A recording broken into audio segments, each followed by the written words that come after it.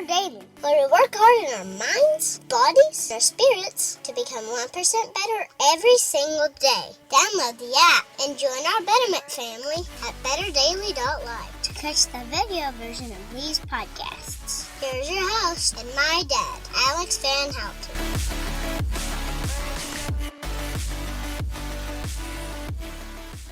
What is up, Betterment family? This is Alex Van Houten in Better Daily Live. Happy Friday. It is Flex Friday, which means we're going to cover something from an exercise perspective that's going to help you on your 1% better journey. And so today we're going to talk about what cardio is best. What's the best form of cardio? I remember the first time somebody asked me this, I was 2 years into personal training. And I was sitting at the desk preparing for my next client, and somebody I didn't know came off of the fitness floor, sat in front of me and said, "What's the best cardio?" And it's such a loaded question. So we're going to dive in to the answer to that question. So what's the best cardio? Here's the deal. When it comes to cardiovascular exercise, we have to take some time to define the word best before we can talk about what type of cardio might be best for you, right? So first, cardiovascular exercise is, we should define that too, is anything that requires adaptation to our cardiovascular system, right? So lungs, heart, bloodstream, right? Mitochondrial density, that is the powerhouses of the cell that use oxygen to release energy from food molecules. So that's cardiovascular exercise. Anything that gets you out of breath, anything that requires you to catch your breath, that might be a good way to define it. Now, that being said, which cardio is best? Well, there's a number of different ways that we can look at this. My answer to that person, in even 2 years into training, because I knew that they were probably asking which cardiovascular exercise burns the most calories. Okay. That's a different question than which cardio is best. What I said to them was, when it comes to me and my clients, the best form of cardio is the cardio that you're going to perform most consistently. That's the best form of cardio. And I'll tell you why I said that. I said that because let's say the best form of cardio, and this is true, the best form of cardio from a calories perspective, the cardio that burns the most calories, is actually cross-country skiing. So, if you're trying to burn the most calories cardiovascularly, you need to go up into the mountains and you need to start skiing. And not just like downhill skiing, cross-country skiing. That stuff is hard work. You're going up hills and down hills and on no hills, you're traversing all sorts of terrain, and it's really hard. It's really hard. It's very cardiovascularly taxing because you're at altitude and it's very, very hard work, right? It's like running at altitude in the snow with skis attached to your legs. That's what it is. And you're using your poles to push you, so it's a full body. Anyway, it's brutal. So that's the best cardio, quote unquote, as far as calories are concerned. But most people don't live on a mountain, nor do most of us enjoy freezing our butts off. And so cross-country skiing isn't a viable thing for most people. In a gym setting, the most effective way to burn calories from a cardiovascular perspective is running. It's like running on a treadmill at a slight incline. It is going to burn the most calories. Now, what if you're a person who hates running? Does that mean that you can't do the best cardio, quote unquote? Or let's say you don't mind running, but it's really hard on you. You go running on a treadmill and your knees and your hips and your ankles hate it so much that it takes you a week to recover from one bout of running. And because it was so awful, you don't do it very much. So it might be burning the most calories, but it's not the best for you because you won't be consistent with it. Either you don't enjoy it or it's really hard on you, really hard on your joints. So what I said to this person was the cardio that you'll do most consistently is the best cardio. You got to lower your barriers to entry, right? If you're going to train cardiovascular exercise, if you're going to make yourself better at burning fat as a fuel source, if you're going to condition your heart, your lungs, your mitochondria, your bloodstream, if you're going to condition those things, then it's something that you have to do consistently. As far as exercise adaptations go, the size of our muscle, the density of our tendons and ligaments, the level of our VO2, our ability to exchange oxygen with the outside world. And VO2 is actually the exercise adaptation you lose the fastest. What that means is if you do 2 days a week of cardio for the next couple weeks, so you do, 4 weeks of 2 bouts of cardio a week, and then you take 3 weeks off, and then you get back to it, it's almost like you never did it. As far as your VO2 is concerned, you have to consistently train your cardiovascular system, or those adaptations will not stick with you. That's not the same for other things like muscle. Muscle sticks around for a while. Tendon and ligament density stick around for a while. Strength sticks around for a while. But VO2, that's a finicky one. So which cardio is best?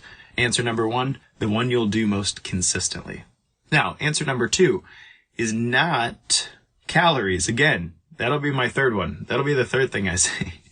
Answer number 2 actually comes from an epigenetic study that came out of Taiwan that just blew my mind. It came out in 2018. And what this study looked at was the tendency of individuals who have the obesity genes, the ones that seem to make it easy to hold on to fat. They looked at those individuals and their exercise history to see, are you actually obese? Yes or no? And what they found is there's certain types of cardiovascular exercise that seem to burn fat better for these individuals who have the obesity genes. And it was not related to how many calories they were burning. That's pretty big, right? So the best forms of cardio that this study found for these individuals, if the individuals were running, jogging, walking, dancing, or doing yoga. Those were the 5 types of cardiovascular exercise that had the most profound effect on fat loss for these individuals, for those who are predisposed toward obesity. And so when somebody asks me what form of cardio is best, and they're the genotype, they actually have a hard time burning fat well. They're really good at accumulating it. You could say it's a superpower. I'm really good at turning the food I eat into fat. Awesome. So if that's you, then the form of cardio that's best is on that list, right? Running, jogging, walking, dancing, or yoga. Now, there are reasons that you might need to do swimming and cycling and stuff, and it doesn't mean you can't achieve results that way. What I am saying to you, though, is as often as I'm able, for the individuals who come to me for extreme weight loss, and I say extreme like you have more than 50 pounds to lose, then I really shift them in that direction. That's what we do. Now, let's say you can't run.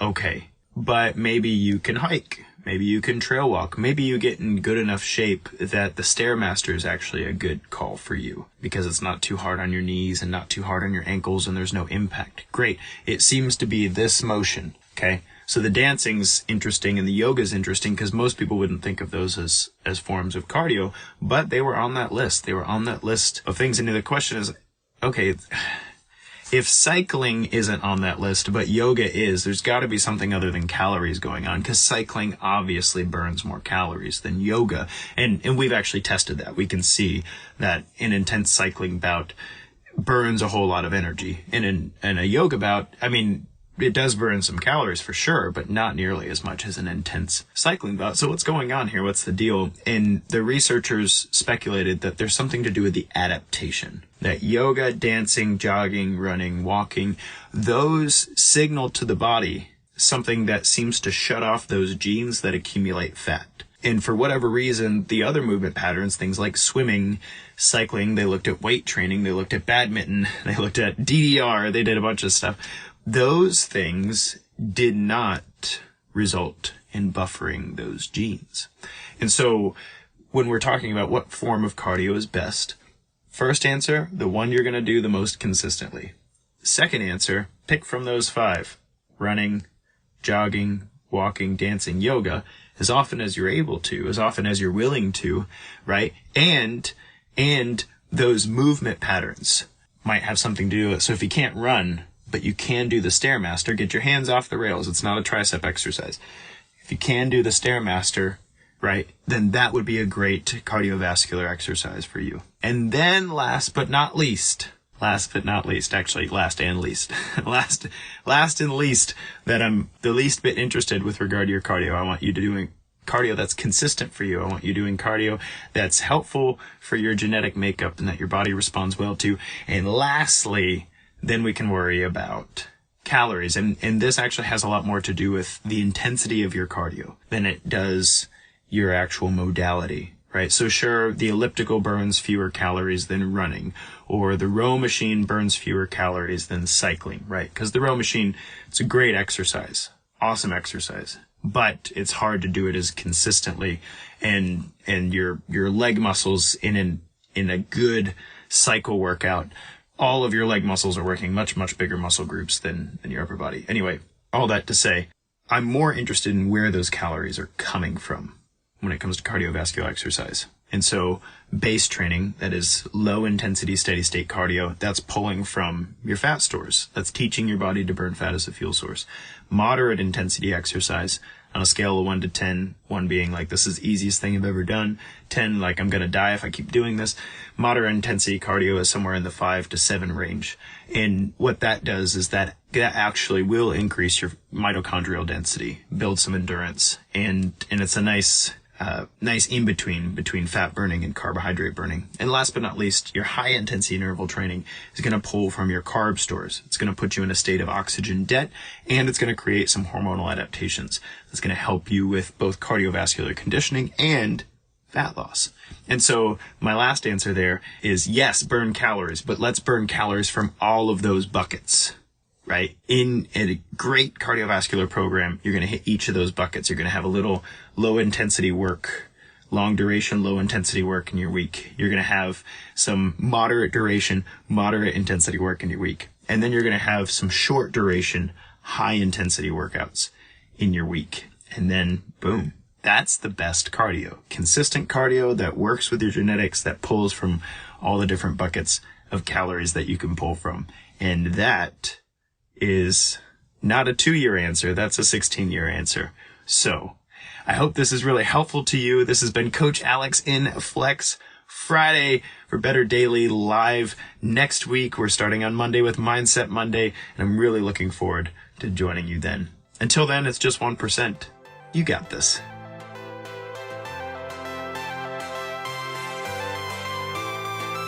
Thank you for joining us for 1% Better today. Don't forget to subscribe for the podcast. Leave us a raving review to tell others how Better Daily has helped you in your journey. If you want more Better Daily, download our app and join our Betterment family at betterdaily.live. Use code POD to get 25% off your subscription. That's POD, all caps, to save 25% on your subscription. We all have a cross to carry. It's later when we do it together. Go to betterdaily.live today.